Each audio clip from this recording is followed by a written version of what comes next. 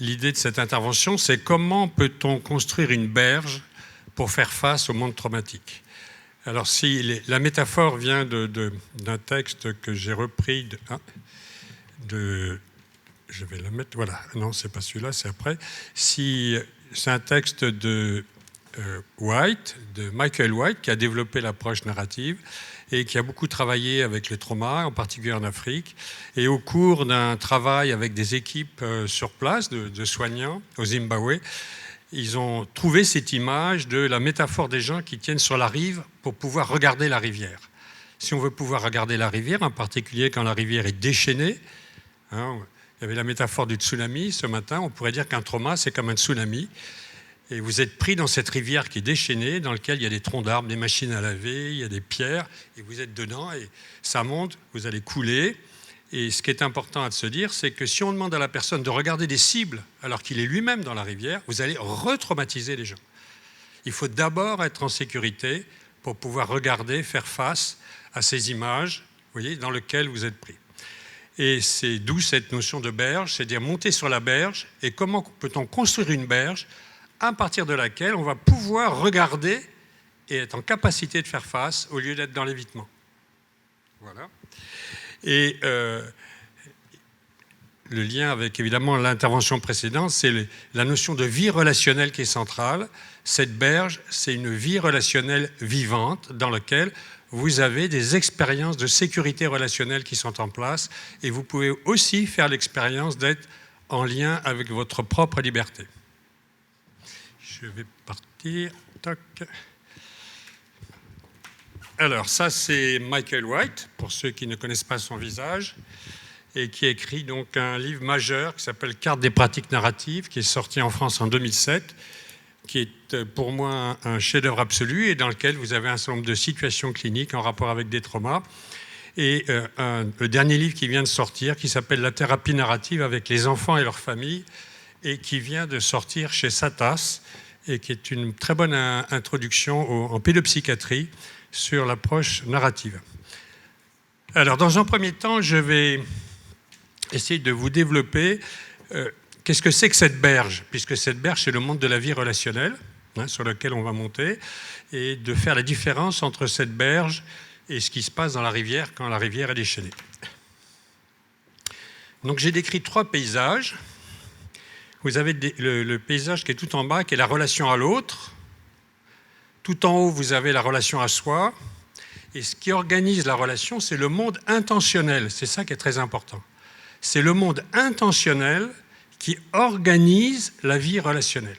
C'est-à-dire vous rentrez dans une relation quand vous percevez que l'autre a des intentions relationnelles positives à votre égard. C'est-à-dire il souhaite expérimenter avec vous quelque chose dans la relation parce que ça va grandir sa puissance de vie et sa propre liberté.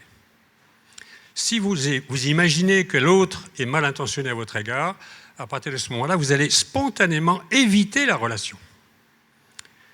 Donc dans la vie, on perçoit ces intentions qu'on pourrait appeler positives, qui sont des intentions relationnelles et qui sont visées pour le sujet dans la relation. Et ce qui permet de percevoir ces intentions positives, c'est les phénomènes d'accordage au niveau corporel. C'est l'accordage corporel spontané qui nous permet de percevoir l'intention relationnelle chez l'autre. Et lorsque vous avez ce type de relation, évidemment, vous avez des relations où vous vous sentez en sécurité. Le monde s'ouvre à partir des relations, c'est ça qui est très important. Le monde s'ouvre à partir des relations, et à ce moment-là, vous allez pouvoir agir dans la relation au monde, c'est le monde des actions. Mais évidemment, si là, ça c'est le monde, je vais faire un petit résumé derrière, voilà. À ce moment-là, vous êtes ce qu'on appelle en perception large. C'est-à-dire vous êtes en capacité de voir des informations négatives et de les mettre en représentation, mais aussi de percevoir des informations positives. Tandis que quand vous êtes en perception étroite, on le verra tout à l'heure, vous êtes focalisé, hypnotisé par des informations négatives, hein, et vous ne voyez pas le reste. Tout ce qui est du côté des ressources, des compétences, etc., ça ne fait pas sens, c'est comme si vous ne le voyez pas.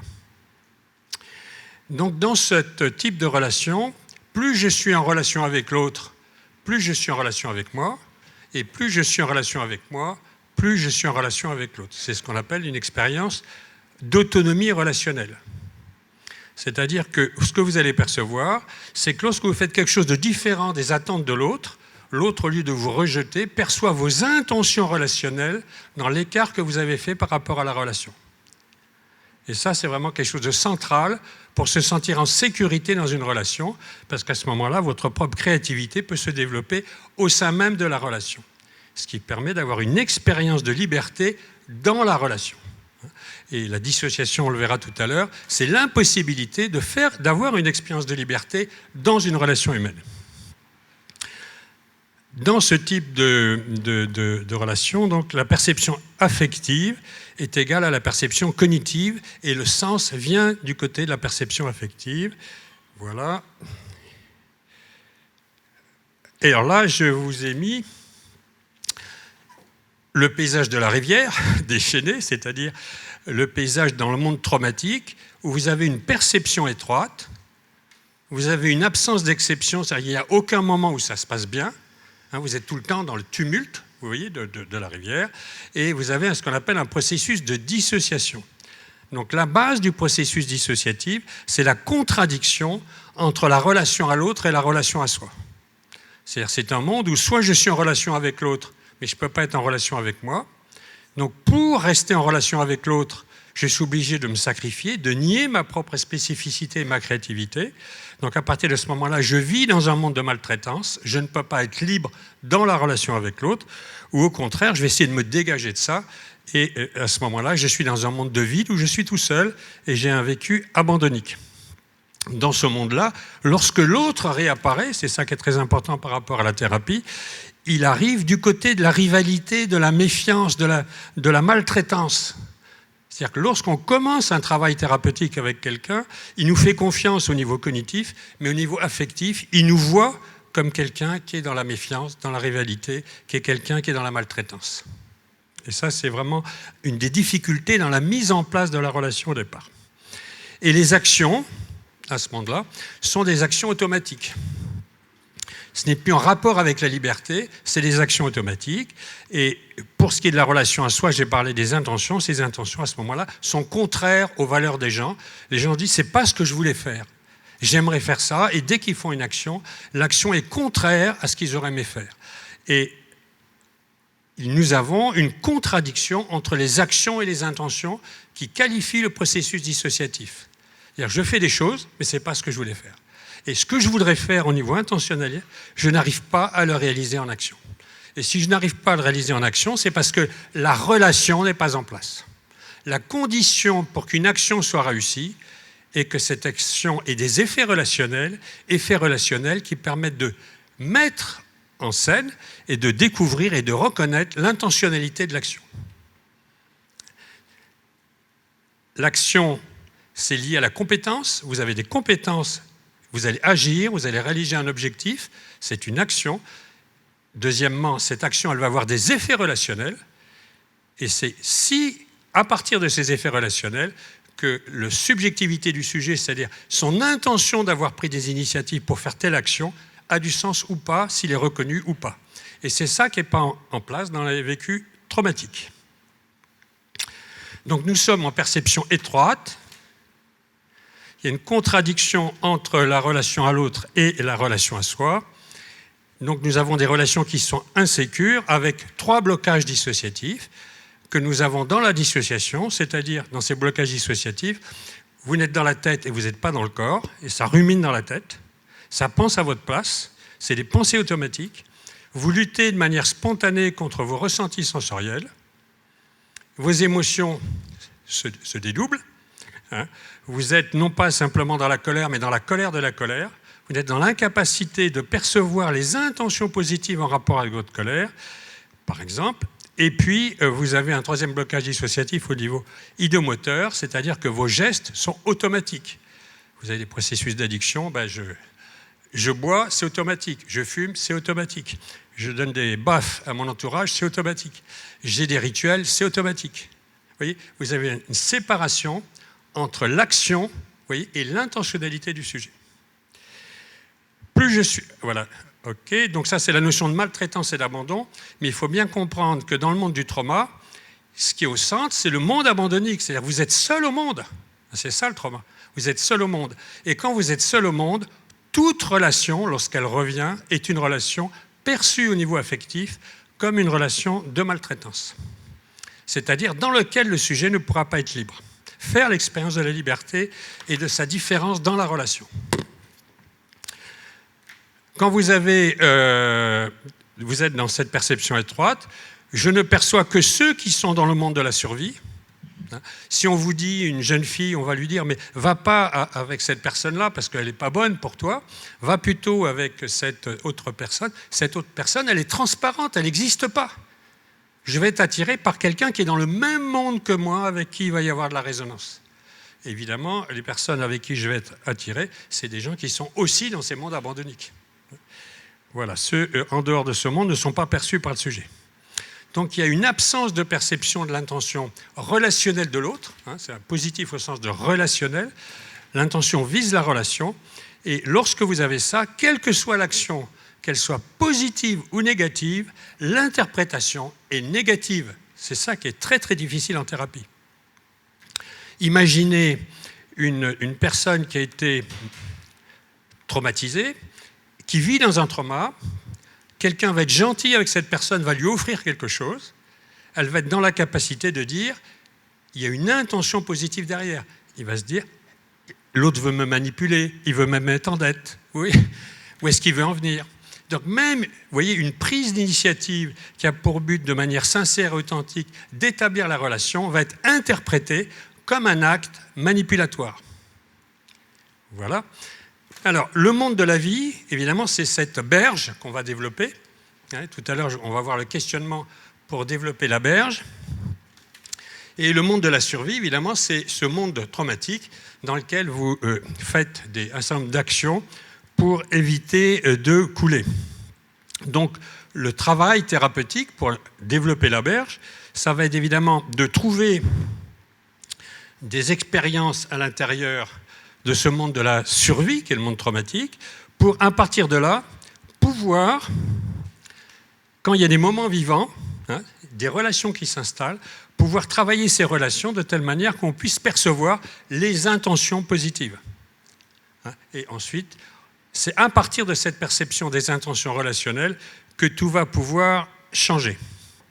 Alors, je vais aborder maintenant des points plus techniques pour la construction. Ça, c'était le cadre général de la berge par rapport à la rivière. Là, nous allons rentrer donc dans la compréhension du processus et je vais vous développer un certain nombre de questions qui sont importantes pour arriver à mettre en place quelque chose de solide au niveau de la berge. Alors, quand la personne vient, elle est dans cette histoire qui est l'histoire dominante traumatique. Donc elle est entièrement sous l'influence de cette histoire. C'est une histoire qui est structurée par la contradiction entre l'autonomie et la relation.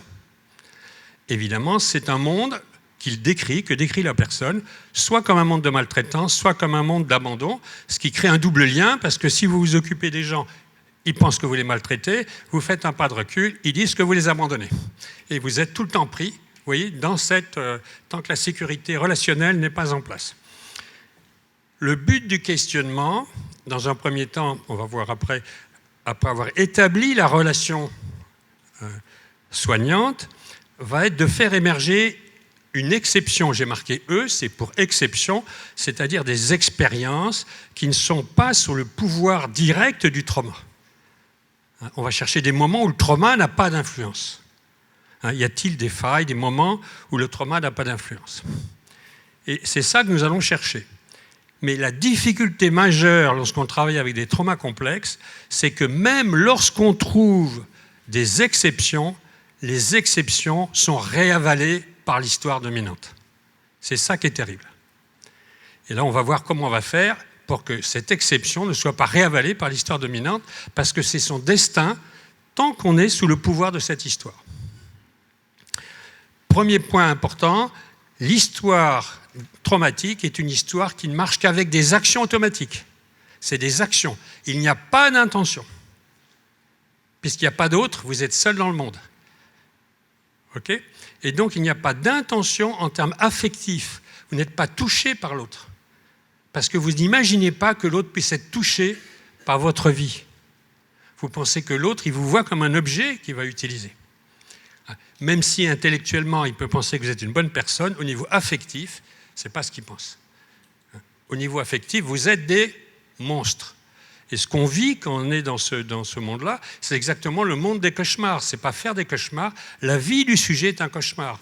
Donc, comme dans les cauchemars, on rencontre des monstres qui nous empêchent d'être libres, qui détruisent notre créativité, qui prennent le pouvoir sur nous, qui nous maltraitent. Au contraire, vous tombez dans le vide. Et il n'y a personne pour vous tendre la main. Donc, l'expérience humaine des traumas complexes, c'est vivre comme si on vivait un cauchemar. Alors, que faut-il faire pour que l'exception ne retombe pas et ne se fasse pas réavaler par le monde de la maltraitance? Et ça, c'est vraiment très important. Je vous donne un petit exemple. C'est une dame qui a eu des antécédents traumatiques forts et qui présentait une fibromyalgie, on en parlait ce matin. Et dans le cadre de cette prise en charge de douleurs chroniques, elle est arrivée à aller à la piscine une fois par semaine. Mais ce n'est pas parce qu'elle est allée à la piscine que le fait d'aller voir la piscine va l'aider à sortir du monde traumatique. Okay. Si vous dites, ah bon, vous êtes à la piscine, qu'est-ce que vous faites, etc., vous nagez, vous voyez bien, on peut nager à la piscine et rester seul.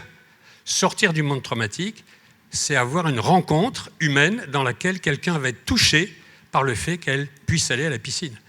Sinon, vous êtes réavalé par l'histoire dominante. Donc, ce n'est pas l'action en soi, c'est une action dans la relation qu'on va chercher.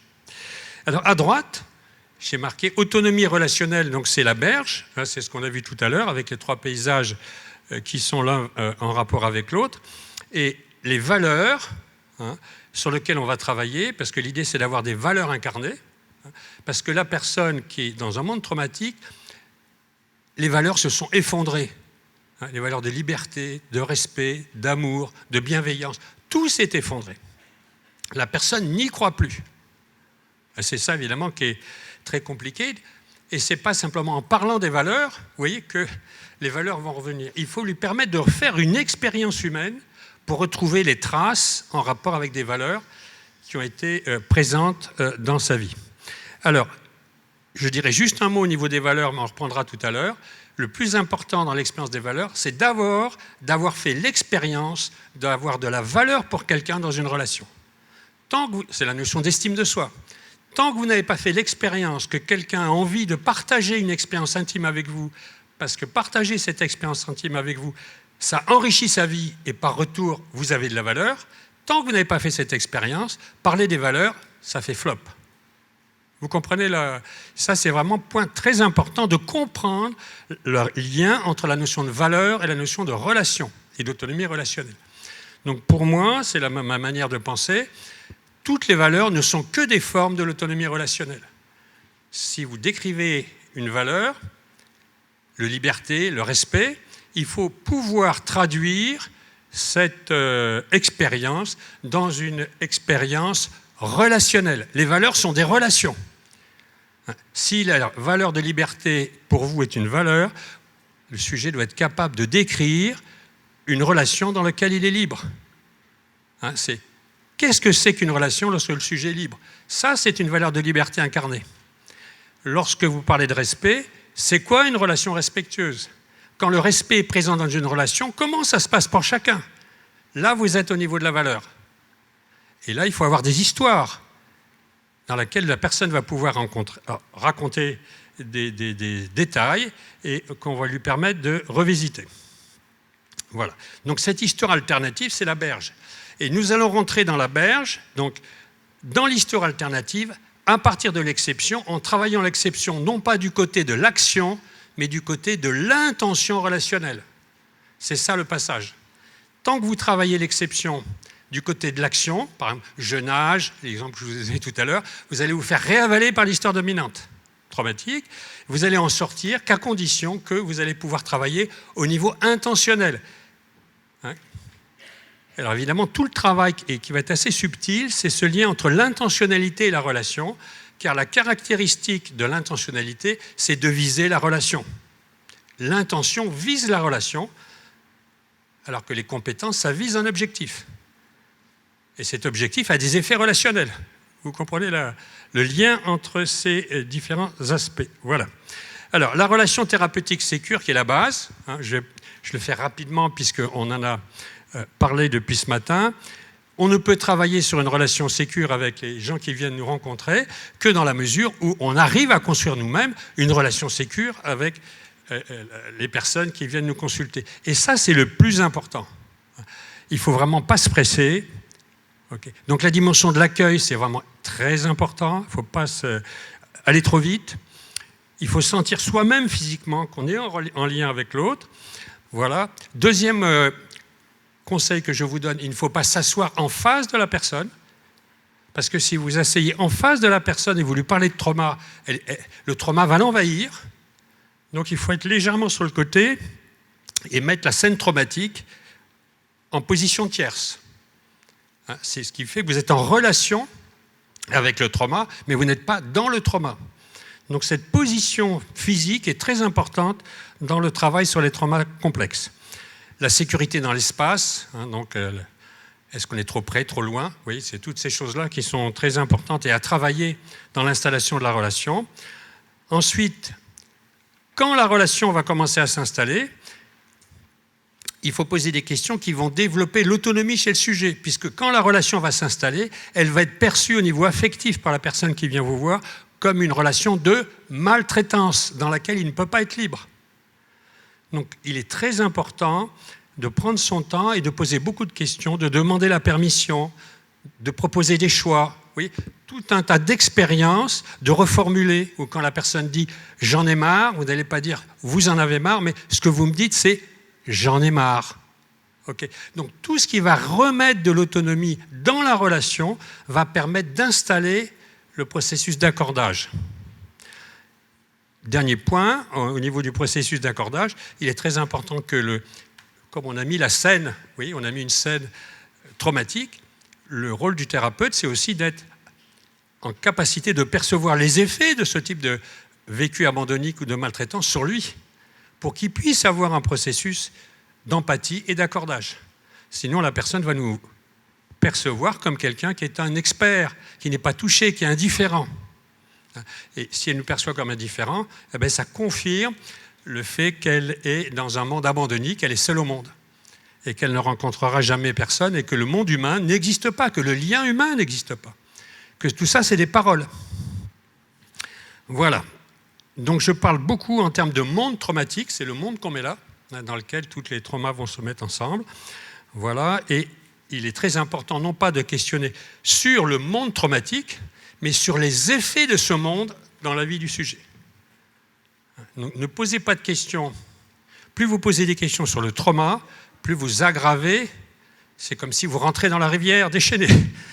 Ce qu'il faut poser, c'est des questions sur les effets du trauma, sur les relations de la personne. Voilà. Alors, je vais, dans un premier temps, vous montrer comment, à partir d'une description d'exception, d'un moment qui va mieux, hein, puisque c'est ça, ces moments qui vont mieux qu'on va chercher, à partir de ce moment-là, on va passer de l'action à l'intention. Hein, puisque si on reste sur l'action, l'exception, elle va être réavalée par l'histoire dominante traumatique. Donc le premier point, c'est de décrire l'exception. Donc vous décrivez une exception avec des détails. C'était quand ça s'est passé, par exemple j'étais à la piscine, j'ai fait ci, j'ai fait ça, etc. Et donc, on a besoin d'avoir des détails en termes de VACOG, hein, c'est-à-dire visuel, auditif, kinesthésique, que le corps soit présent à l'intérieur. Et une fois qu'on a il faut contextualiser, vous comprenez bien, c'était à la piscine, c'est pas n'importe où, parce que dans le monde traumatique, il n'y a pas de limite. Dans le monde abandonné, dans le monde du vide, il n'y a pas de limite, hein, il n'y a pas de contenance, c'est ce que disait Wilfried Martineau ce matin. Donc, on va travailler sur les effets relationnels de l'exception.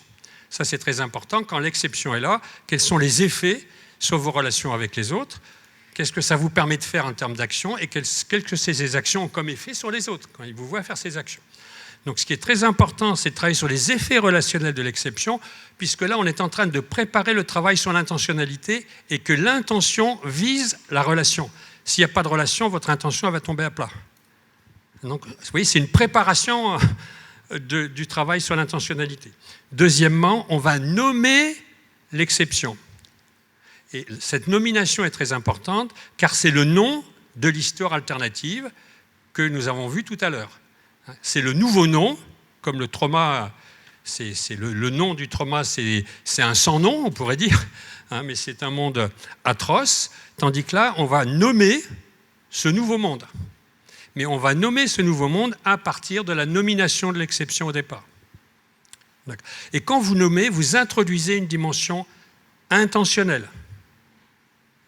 Vous avez White raconte l'histoire d'un garçon qui d'habitude donne des coups, est très violent, et puis un jour, au lieu de donner des coups, il est parti s'entraîner, il a fait un pas de côté, comme il dit, et il est parti s'entraîner et se défouler au gymnase.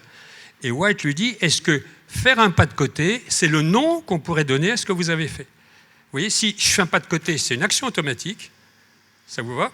Ça s'est fait de manière automatique, quand je l'interprète à partir de l'histoire traumatique.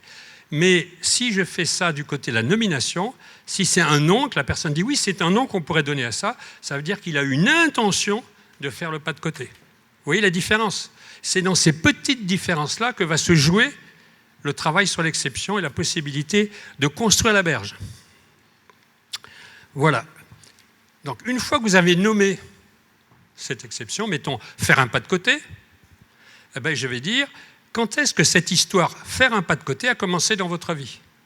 C'est-à-dire, on va donner du temps, de l'espace, vous voyez, une vie contextuelle à cette histoire. On va faire exister cette histoire, grandir cette histoire, qui est l'histoire alternative.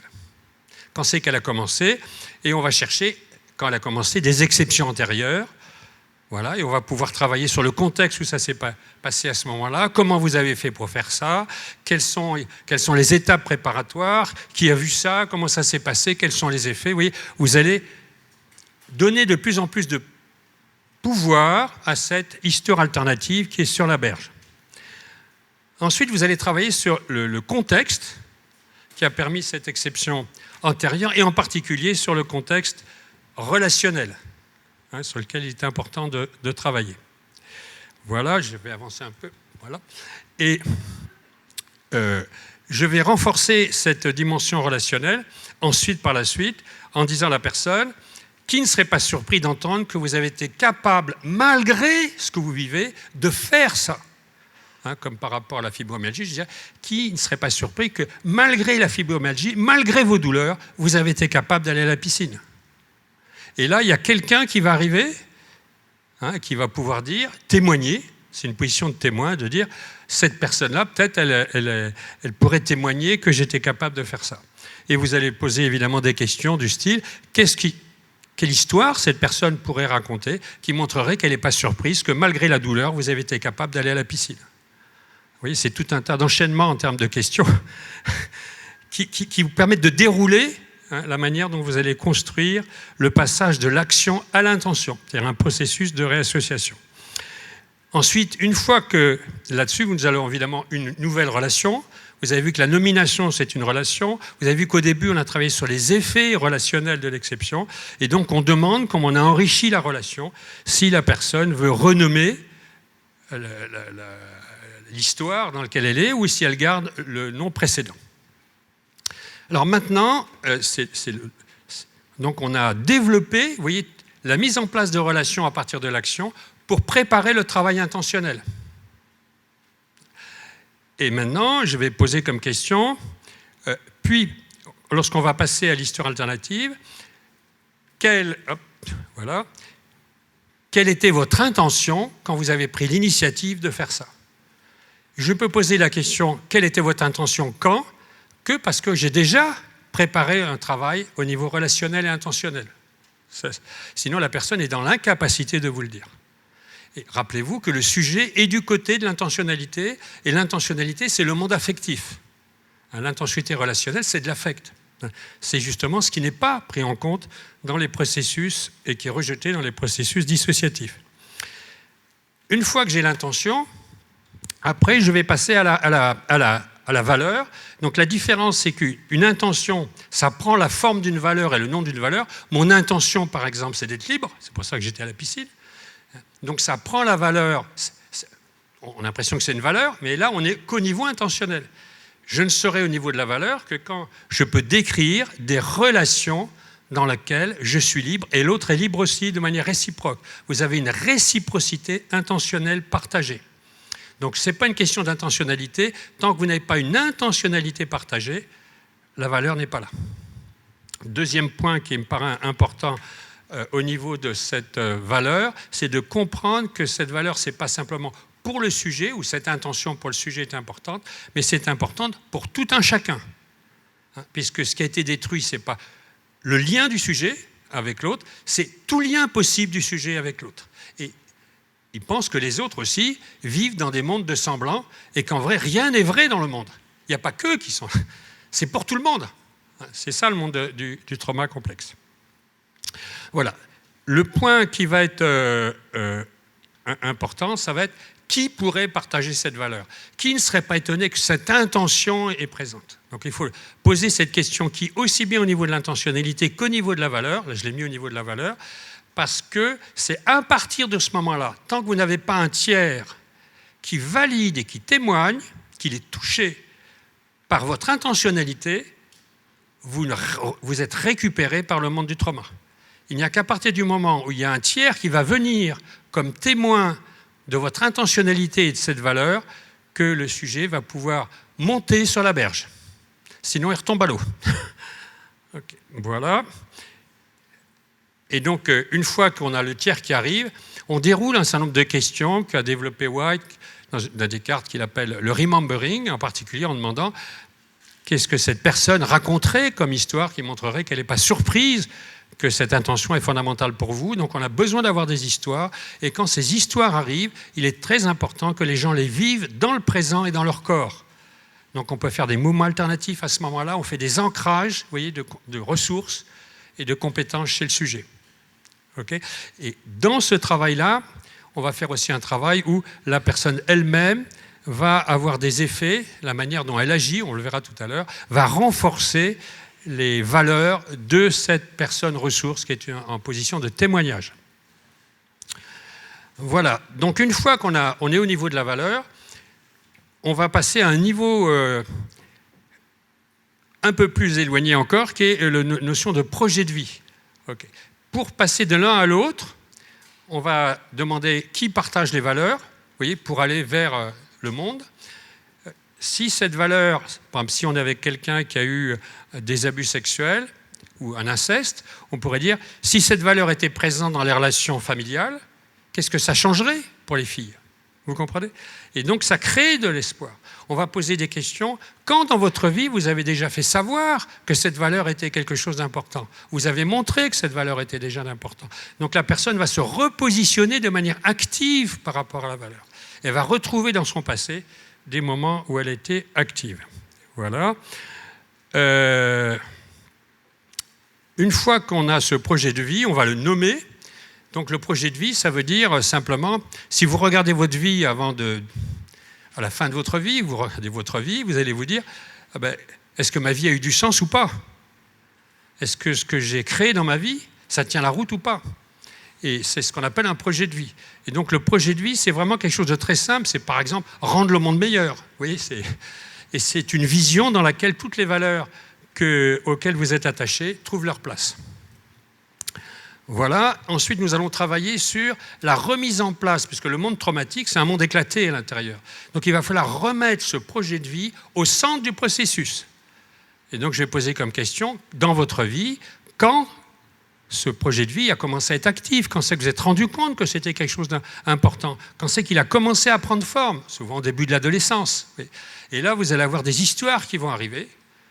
Okay. Et quand vous allez comparer l'exception dont nous sommes partis, par exemple la piscine tout à l'heure, l'exception dont nous sommes partis par rapport aux premières expériences du projet de vie, c'est-à-dire au moment où la personne a commencé à faire des actions en rapport avec ça, on va demander qu'est-ce que ça vous dit sur la place que vous accordez à ce projet de vie dans votre vie. Et là, tout d'un coup, il y a une unité qui se crée chez le sujet. Voilà. Et pour finir, vous voyez, c'est ce qu'on appelle un échafaudage. C'est un échafaudage pour monter sur la berge. Quand vous travaillez dessus, eh ben, vous allez il faut retourner dans le présent après, il faut retourner dans l'action.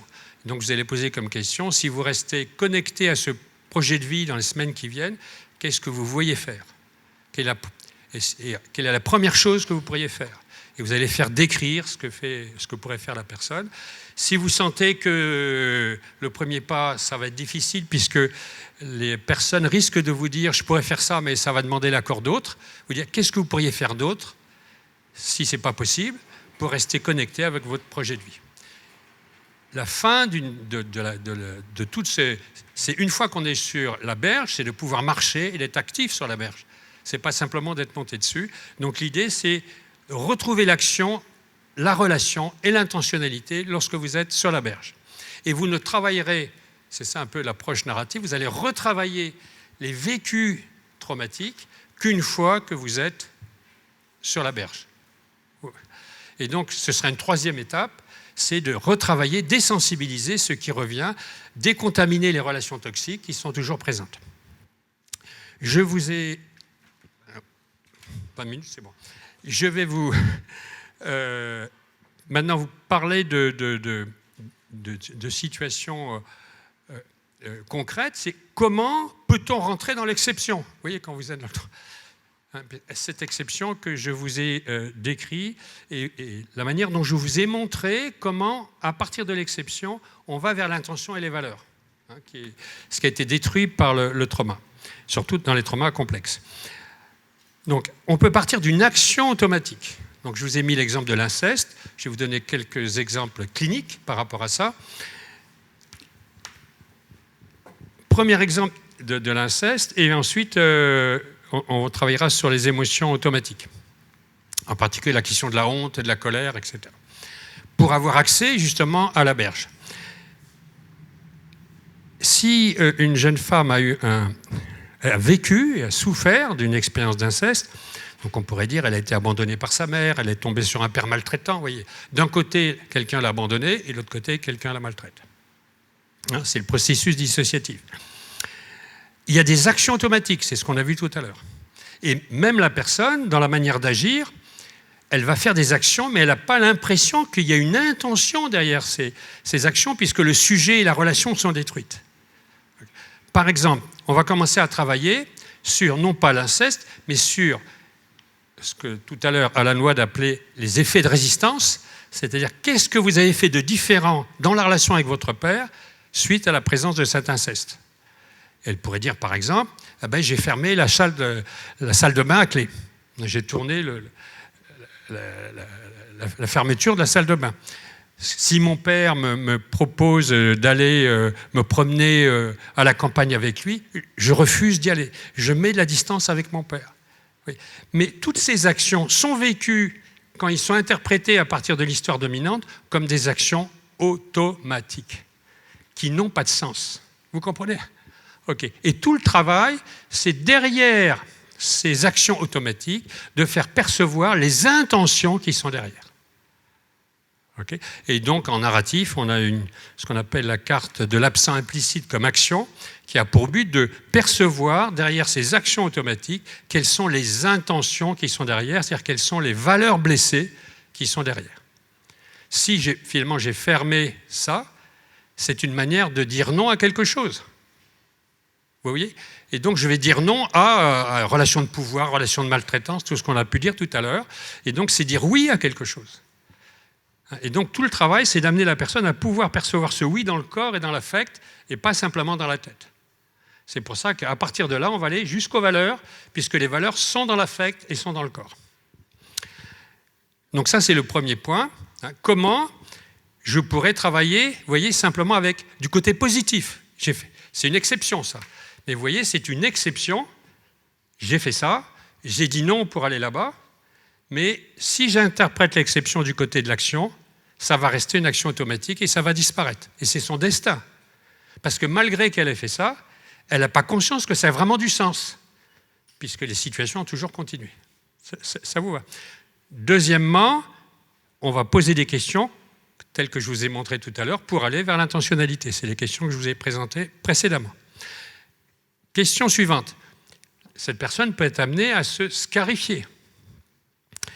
C'est un acte automatique. C'est la même manière.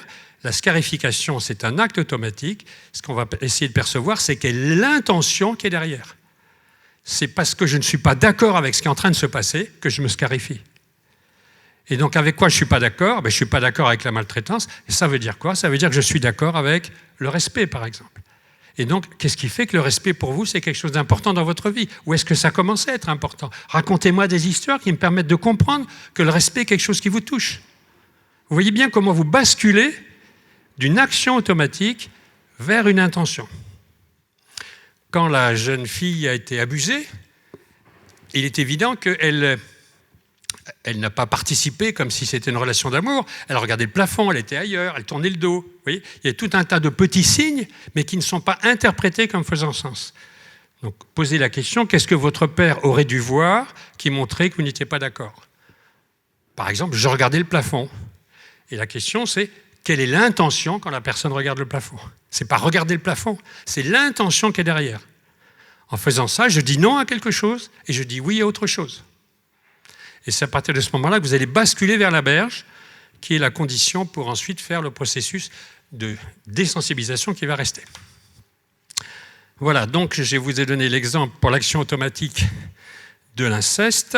Et là, je vais vous décrire la notion de honte avec le cas de Julie.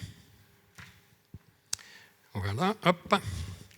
Donc Julie est une jeune femme qui, dans son enfance, a été abusée par son père, donc après d'inceste aussi, mais aussi par le voisin, qui depuis vit avec un homme violent, qui lui tape dessus.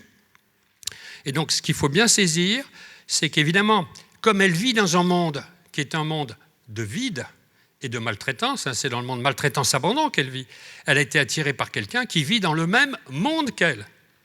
Parce que ceux qui ne sont pas dans ce monde-là, il n'y a pas de relation possible, c'est le vide. Donc les seules relations qui peuvent l'attirer, c'est des relations avec des personnes qui sont eux-mêmes dans un monde de vide. Donc elle est dans ce monde-là, donc évidemment, elle est avec un compagnon pour qui relation égale maltraitance. Et ça, relation égale maltraitance, c'est le processus dissociatif. C'est-à-dire qu'il ne peut pas y avoir de liberté dans la relation. Il n'y a aucune différence qui est autorisée dans la relation parce qu'il n'y a pas perception des intentions relationnelles de la différence chez l'autre dans la relation.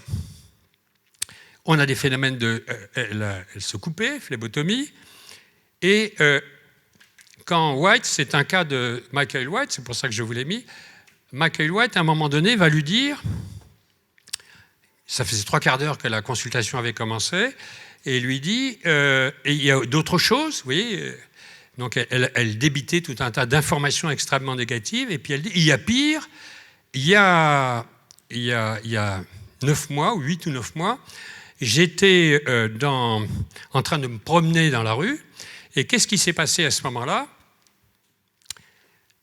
J'ai entendu les bruits d'une voiture, elle a freiné, elle a renversé un enfant, et cet enfant, et là on commence à avoir des émotions qui arrivent. Alors, d'habitude, elle n'a pas d'émotion, et cette notion d'anesthésie affective qui est très présente. Elle parlait blablabla, et tout d'un coup, il y a de l'émotion qui arrive. Et elle dit, il y a cet enfant qui est là et qui a été renversé. Et elle dit, beaucoup de gens sont venus et pour secourir cet enfant qui a été gravement blessé. Et moi, je n'ai rien fait. Oui, j'étais immobile, sidéré sur place, je n'ai rien fait. Et alors, on a l'impression que si vous ne connaissez pas les approches sur l'intentionnalité, rien fait, vous dites, on est mal parti, ça aggrave encore plus. Et White lui dit simplement, là, il me semble avoir perçu chez vous une émotion à ce moment-là. Est-ce que cette émotion, c'est en lien avec le fait que cet enfant a été secouru et ça vous a soulagé? Ou est-ce que cette émotion, c'est en lien avec peut-être un sentiment de honte que vous ressentez parce que vous n'avez rien fait? Et elle dit, mais c'est une évidence, c'est de la honte. Et White va partir de la honte, c'est la question qui a été posée sur ce matin, pour construire la berge. Okay. Et il va lui demander simplement, mais écoutez, est-ce que je peux vous poser des questions pour que j'arrive à comprendre pourquoi c'est la honte qui s'est invitée à ce moment-là chez vous? Et elle va dire, c'est évident que la honte arrive. Et White lui dit, mais pour moi, je le sais, je pourrais ressentir de la honte si je ne l'avais pas fait, mais pour vous, je n'en sais pas. C'est très important de ne pas penser à la place de l'autre. Parce que sinon, on retombe dans la logique de la maltraitance où on sait et on pense pour l'autre. Et cette jeune femme se met à réfléchir et elle dit « Ben oui, c'est pas supportable parce que pour moi, la vie d'un enfant, c'est sacré. » Et là, vous voyez, on change d'histoire. C'est-à-dire, derrière la honte, il y a des valeurs blessées. Et il va commencer à dire « Est-ce que c'est possible ?» Vous m'en disiez un peu plus sur ce qui fait que c'est vraiment une valeur qui est fondamentale chez les enfants. Et là, elle commence à raconter cette histoire. Quand j'étais petite, mon père était alcoolique, il nous tapait, il abusait de moi.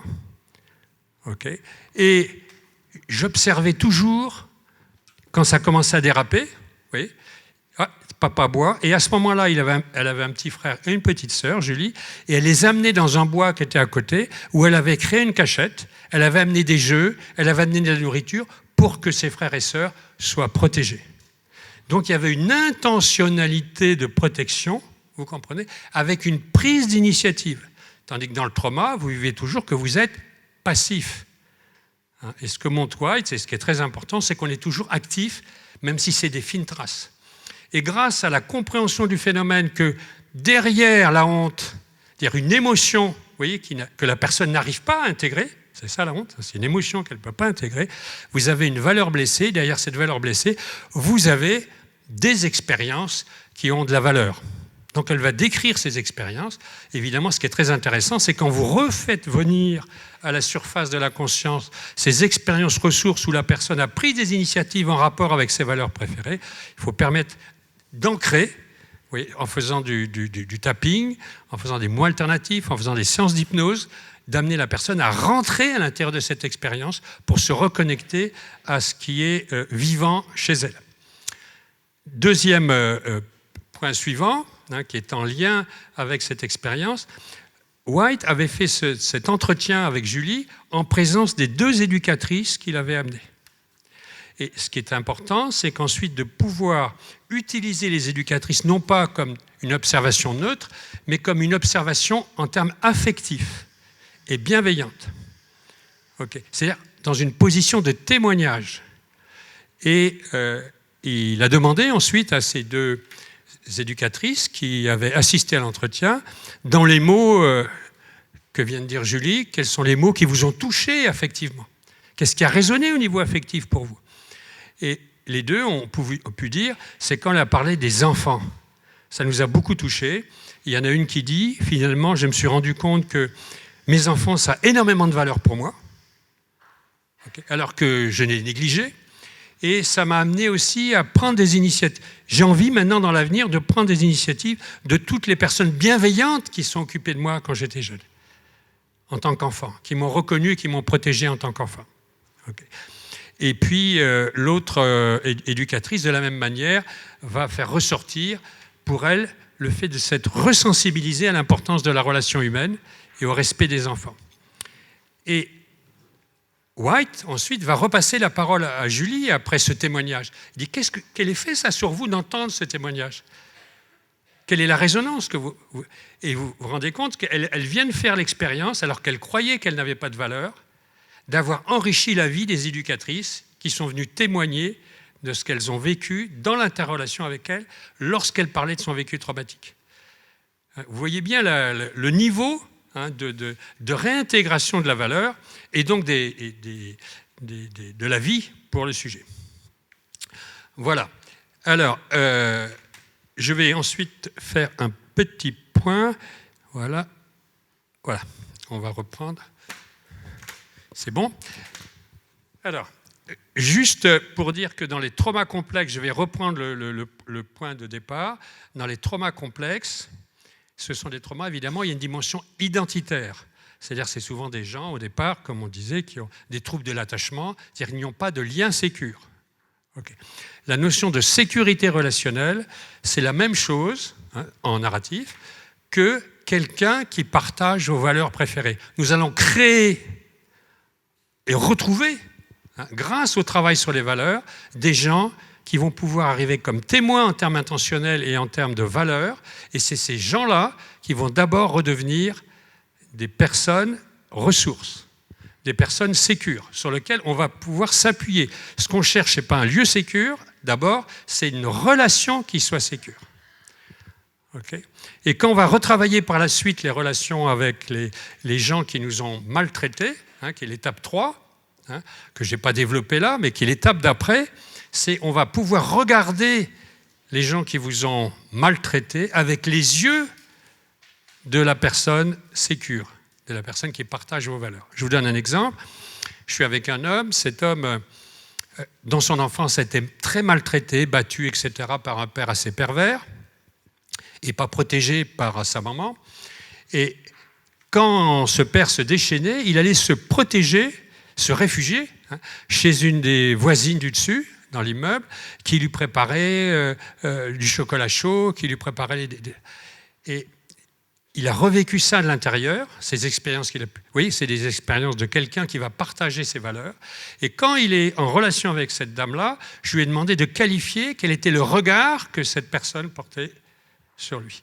Et il m'a dit, cette personne-là, elle m'aimait de manière inconditionnelle, ce qu'on a parlé tout à l'heure, c'est un regard d'amour.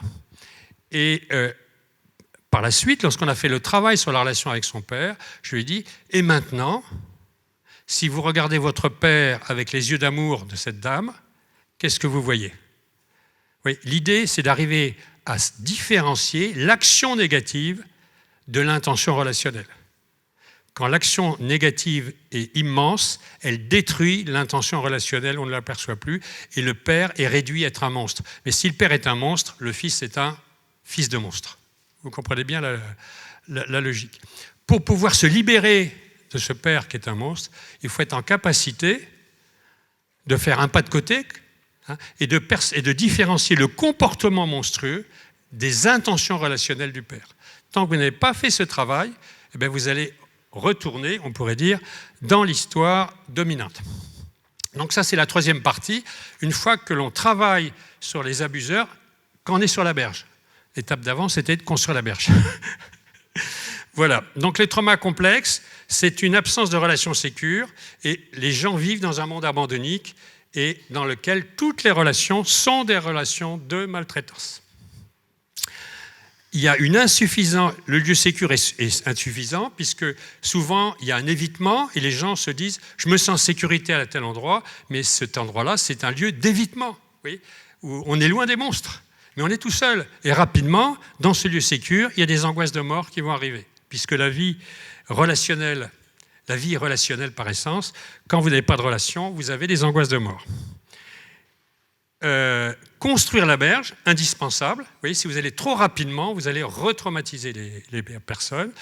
Et on va construire des relations structurées par les valeurs préférées de la personne. Comme dans l'histoire de Julie, vous voyez, la valeur préférée, c'était protéger les enfants, parce que ça, c'est quelque chose qui a beaucoup de valeur. Et on va chercher des expériences d'autonomie relationnelle. Toutes les valeurs sont des formes de l'autonomie relationnelle. Ce qui est très important de percevoir, c'est qu'on va travailler sur l'autonomie et le respect, mettons. Mais dans l'autonomie relationnelle, vous voyez, vous avez deux formes. Vous avez des valeurs qui prennent la forme de l'autonomie, comme la liberté ou l'autonomie, et des valeurs qui prennent plutôt la forme en termes de langage, qui prennent la forme de la relation, comme le respect, par exemple, l'écoute. Okay. Et ce qu'on a besoin, ce n'est pas simplement de dire les libertés, il faut avoir une expérience dans laquelle je n'ai pas simplement une expérience de la liberté contre les autres, comme dans le monde de la maltraitance, la liberté sans les autres, qui est dans le monde de l'abandon, mais d'aller me sentir libre avec les autres dans le monde de la relation. Tant que vous n'avez pas cette liberté avec, vous n'êtes pas au niveau des valeurs. Vous êtes dans des valeurs idéalisées, mais qui ne tiennent pas. Ça va monter comme un chou-fleur et tout va tomber. Et l'autre point, c'est évidemment, quand vous travaillez sur des valeurs qui ont la forme du respect, ce qui est important, ce n'est pas simplement faire l'expérience d'avoir été respecté, c'est surtout avoir fait l'expérience d'être respecté dans sa différence. C'est-à-dire dans sa liberté, dans son autonomie. Tant qu'on n'a pas cette expérience-là, la valeur n'est pas au niveau de la valeur. C'est-à-dire qu'on n'a pas l'expérience d'avoir de la valeur dans la relation avec l'autre, puisqu'on enrichit la vie de l'autre. C'est ça qui nous amène à penser que nous avons de la valeur. Voilà. Ensuite, dernier point, c'était relier les comportements automatiques du sujet pendant le trauma à une intention relationnelle. Ça, c'est vraiment le centre, hein, c'est le mode de passage. Hein, c'est-à-dire quand vous avez des comportements automatiques et dans les traumas, vous n'avez que des comportements automatiques, suite au trauma, il faut pouvoir relier ces comportements automatiques à un vécu intentionnel et donc à des relations et à de l'affect. Le centre du travail, c'est de réintroduire en termes de réassociation cette dimension intention, vie affective, vie relationnelle. Car ce qui gère la vie affective, ce qui gère la relation, c'est la vie affective. Le corps sur lequel nous travaillons, c'est un corps affectif et sensible. Ce n'est pas simplement le corps qui marche, le corps qui est moteur. Le moteur, il va se mettre en marche. Ça, c'est la motricité pour atteindre un objectif. Mais ce qui fait que j'aurai envie de me mettre en marche, j'aurai l'intention de me mettre en marche, c'est la vie affective. C'est que dans la mesure où mon action, me mettre en marche pour faire telle ou telle chose, va amener une relation vivante. Si ça n'amène pas de relation vivante, je vais arrêter et je ne vais plus rien faire. Vous comprenez la logique? Ou au contraire, je vais me retatiner dans mon coin et je vais agir pour moi-même et bourré d'angoisse et de médicaments. C'est le dernier point sur lequel je voudrais insister. La capacité que nous avons d'accueillir nos propres ressentis sensoriels, c'est ça qui fait qu'on n'est pas dans les flashbacks, parce que dans les flashbacks, c'est que vous luttez contre vos ressentis sensoriels que vous avez vus au moment de la scène. Il y a des images qui viennent, vous luttez contre, elles partent et elles reviennent. C'est ça le processus qui est dissociatif.